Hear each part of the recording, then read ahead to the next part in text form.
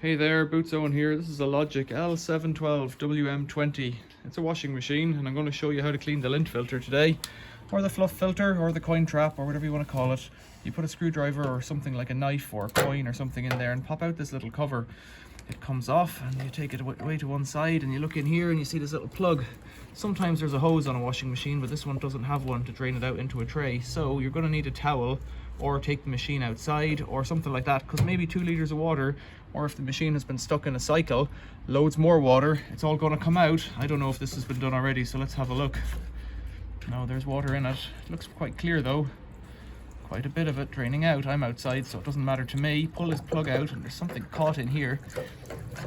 This machine was abandoned and the plug won't come out. That makes it tricky.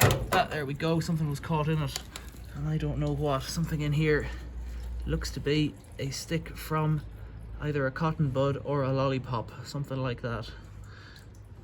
Reach around, check that impeller blade looks clean and clear.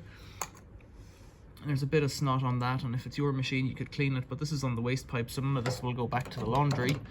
Offer this up, it'll only go in one way. That's down. Screw it up good and tight until you reach the back stop. There it is, there's a little stop right there. Then align these tabs on the bottom and snap this fellow shut, and there we go.